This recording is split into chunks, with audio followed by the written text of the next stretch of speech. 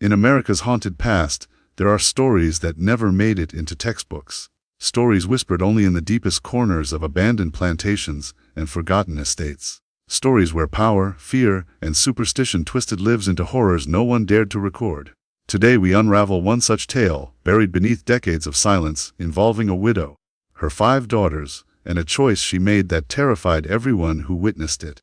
A choice that had nothing to do with labor, and everything to do with something far more sinister. When the widow, Eleanor Marlowe, stepped out onto the sagging porch of the plantation house that evening in 1847, the air around her seemed to change, thickening, darkening, as though the shadows themselves leaned closer to listen. Her 5 daughters stood in a stiff line behind her, their pale faces half lit by lantern glow, their eyes trained not on their mother, but on the gathering of enslaved men assembled in the yard below.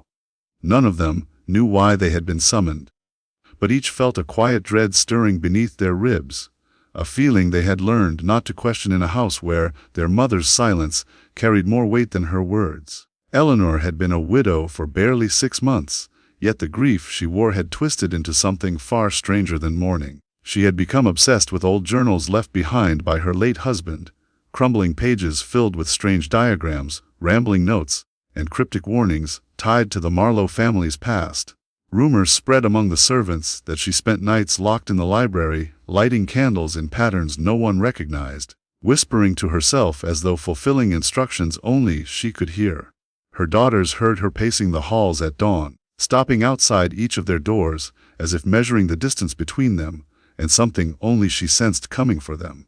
Now, as lanterns flickered across the men's faces, Eleanor's gaze swept over them slowly, intensely, searching for someone, or something, specific. The overseer shifted uneasily, glancing between her stern posture and the daughters trembling behind her. No auctioneer was present, no sale planned for the night. Yet she had ordered the men to stand in a line as though preparing for selection. It wasn't work assignments, it wasn't discipline, and it certainly wasn't anything the daughters could understand. When her eyes settled on him, the tallest among them, a man named Josiah, the air seemed to drop a degree colder. He stood nearly a head above the others, his posture calm but tense, his expression unreadable under the lantern glow. His height had always drawn attention, but tonight it felt as though Eleanor saw more than a physical trait. She stared at him with a kind of grim recognition, as if comparing him to something described in those old journals she guarded so fiercely. The daughters exchanged anxious glances, each silently begging the others to understand what their mother was doing. Eleanor lifted a trembling hand and motioned for Josiah to step forward. She studied him like one might examine a relic from a prophecy, her breathing shallow, almost reverent.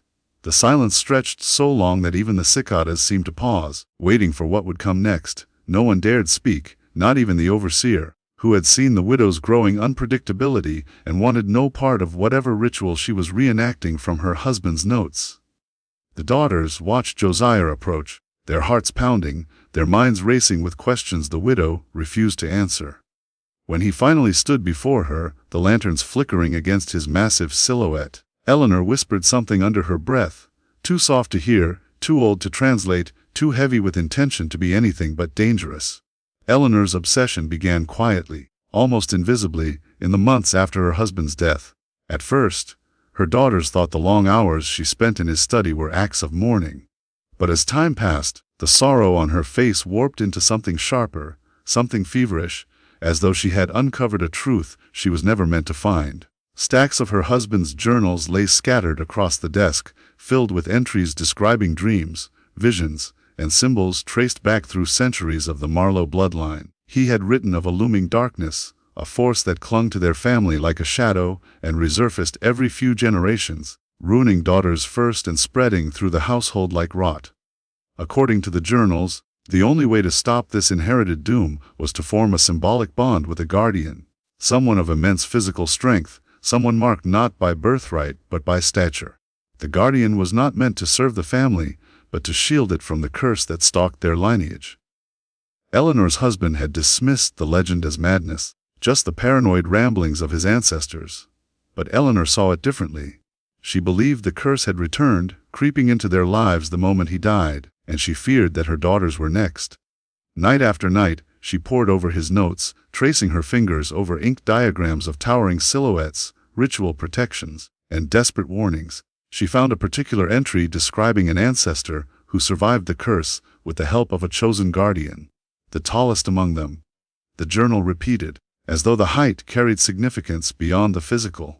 Eleanor interpreted every word with a fervor that bordered on terror. She became convinced her daughters needed protection immediately, and the guardian had to be someone under her control, someone who lived on the estate. Her daughters noticed the changes in her behavior, the way she extinguished candles when shadows flickered too strangely, the way she stopped them from walking alone at dusk, the way she spoke to them with a trembling urgency that felt less like motherly concern and more like preparation for something she couldn't name aloud. They heard her muttering through the halls late at night, reciting fragments of the journals as if trying to commit their warnings to memory. By the time she gathered the enslaved men in the yard, the daughters understood her fixation had grown into a belief strong enough to drive her actions. To Eleanor, the selection was not about strength or labor. It was about shielding her daughters from a curse she believed was already circling them, choosing them. Waiting for its moment to strike, the daughters began to sense the truth long before their mother spoke it aloud, piecing together fragments of things they were never meant to see. It was in the way their mother sealed windows at night, muttering prayers from a language none of them recognized, and in the way she clutched the journals to her chest, as though something inside them might escape if she loosened her grip. They noticed how her hands trembled when she looked at them, not with affection, but with a fear that seemed to grow heavier by the day, as if she were counting down to something only she could see approaching. They also noticed the house itself beginning to change. Rooms they once played in felt colder, as if a draft seeped through walls that had never let air pass before. Shadows lingered longer than they should, stretching unnaturally across the floor, even when lanterns burned brightly. Sometimes, late at night, one of the daughters would hear soft tapping outside her door, rhythmic and patient, ceasing the moment she called for their mother. Servants whispered that the Marlowe curse had returned, that it moved like a silent guest through the halls, brushing past lamps and rattling door frames in search of its next victim. The widow's insistence on choosing Josiah began to make a terrifying kind of sense. The daughters learned from the hastily marked pages of their father's journals that the chosen guardian was not meant to protect them through affection or loyalty, but through presence alone. His height, his strength, his spirit meant to counter the darkness that craved their bloodline. This guardian would serve as a barrier, a living shield between them and the shadow their ancestors once fled but never truly escaped. When Josiah arrived at the house, the daughters watched him not with fear of him, but fear of what he was meant to stand against, realizing slowly that their mother had chosen him not for them, but for the curse that had already crept into their lives.